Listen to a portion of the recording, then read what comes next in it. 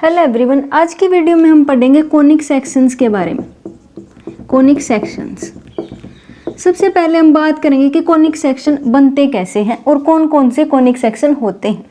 तो इसमें हम क्या करेंगे, सबसे पहले एक वर्टिकल लाइन कंसीडर करेंगे जिसको हम एल का नाम देंगे, और एक और लाइन कंसीडर करके चलेंगे जिसको हम एम का नाम देंगे।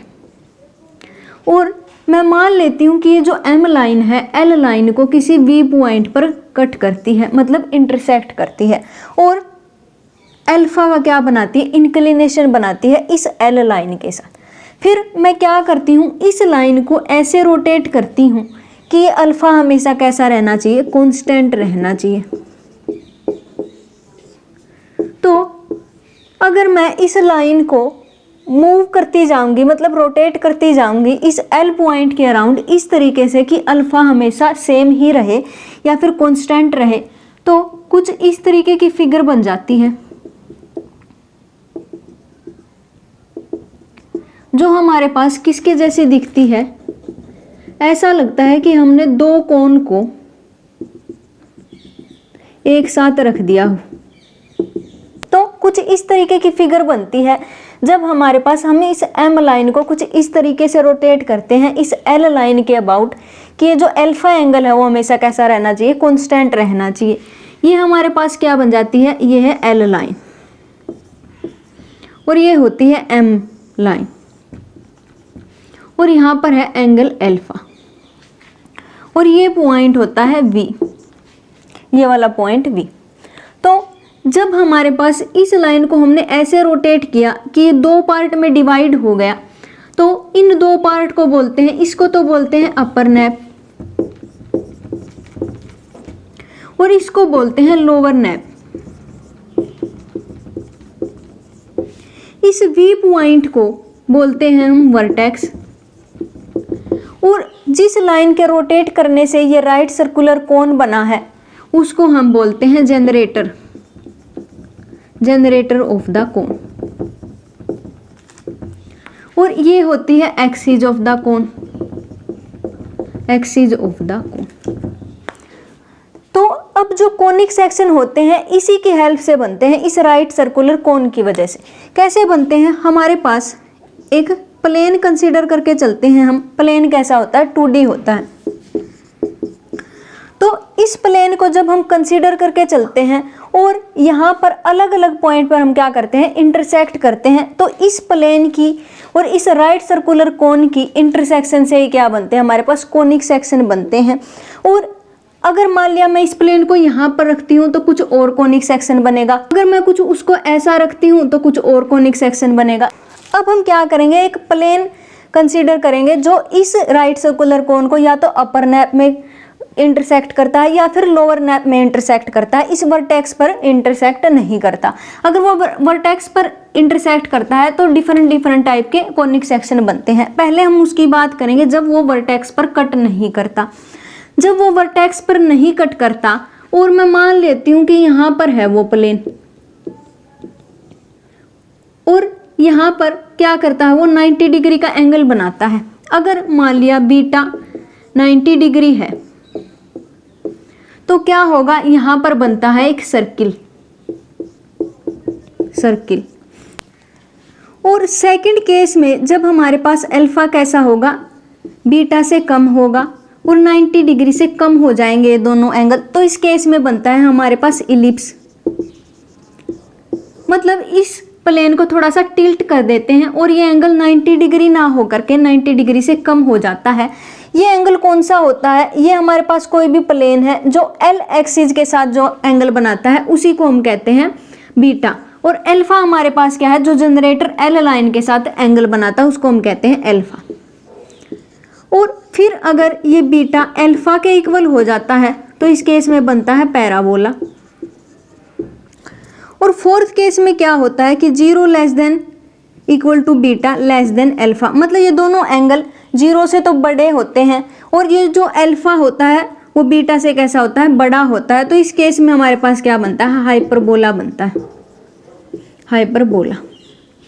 और इसी तरीके से अगर यह प्लेन इस वर्टेक्स पर कट कर जाता है तो भी अलग अलग केस बनते हैं। सबसे पहला केस तो यही बनता है, alpha less than beta less than equal to 90 degree. तो इस केस में हमारे पास बनता है पॉइंट, अगर बीटा अल्फा के इक्वल हो जाता है तो इस केस में बनती है हमारे पास स्ट्रेट लाइन, और ये डीजेनरेटेड केस होता है पैराबोला का ही।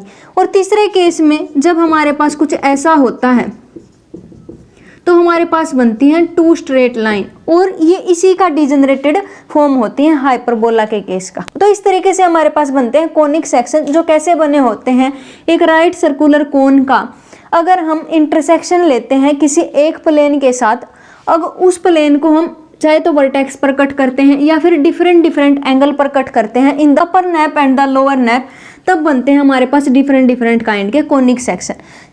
4 तरीके के कोनिक सेक्शन देखे हैं अभी तक हमने। इस केस में जब हमारे पास उसने अपर नैप और लोअर नैप में क्या किया है, इंटरसेक्ट किया है, सर्किल, पैराबोला, हाइपरबोला, और एक कौन सा था, एक था इलिप्स।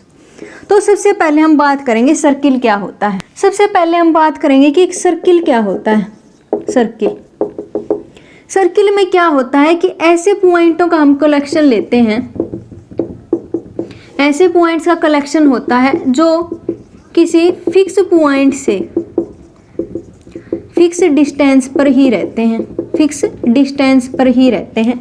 मतलब मैं मान लेती हूँ कि यहाँ पर कोई फिक्स पॉइंट है जिसको मैं सी का नाम दे देती हूँ, और क्या है कि ऐसे पॉइंट्स का कलेक्शन जो इस फिक्स पॉइंट से फिक्स डिस्टेंस पर ही रहते हैं, तो वो क्या कहलाता है, सर्किल कहलाता है। मतलब ये सारे के सारे जो भी पॉइंट हैं इस फिक्स पॉइंट से सेम ही डिस्टेंस पर हैं, और इस फिक्स पॉइंट को तो हम बोलते हैं सेंटर, और इस फिक्स डिस्टेंस को हम बोलते हैं रेडियस।